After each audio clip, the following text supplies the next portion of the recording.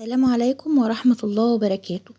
اللهم صل وسلم وبارك على سيدنا محمد وآله وصحبه أجمعين. فطار سابع يوم رمضان، كان عندي بواقي من الأكل، كان عندي طبق كفتة كده بايت. ما كانش هيكفي حد بصراحة. عملت معاه طبق غني كده بالكريمة، طبق رز بلبن بالكريمة بالقشطة، بالفانيليا، حاجة كده تحفة جدا بالوش المكرمش. عملته في الأول خالص علشان خاطر ان هو يبقى كريمي ودخلته الفرن، اخد لسعة حلوة كده وعمل وش.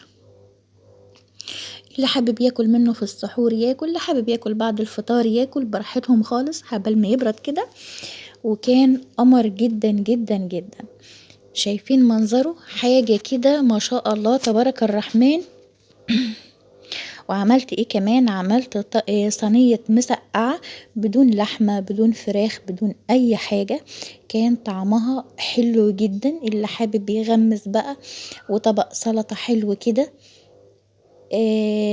وفلفل كده مشطشط، حاجة تحفة جدا. في الاول خالص اديت البدنجان بتاعي برشة من الملح علشان ينزل المية، وحمرت البطاطس عادي جدا، وحمرت البدنجان، وحمرت كمان الفلفل.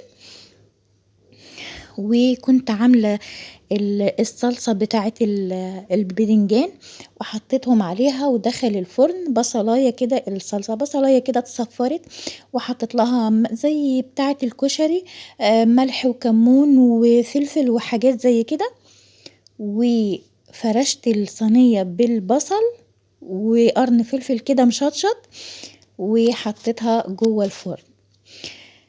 واديت البطاطس بتاعتي محمرة، عملت طبق بطاطس محمرة كده، حطت لها بابريكا وحطت لها كمون وحطت لها توابل من بتاعة البطاطس. طبعا البطاطس اليومين دول حلوة جدا ومقرمشة. اللي حابب ياكل مسقعة ياكل، اللي حابب ياكل بطاطس بكاتشب ياكل. وكانت معايا صينية الكفتة، كان كام صباع كده قليلين يعني مش كتير، حطيت معاهم في التسبيكة بتاعة الكفتة كام بطاطسية كده علشان اللي حابب. وبس كده، والسلام عليكم ورحمة الله.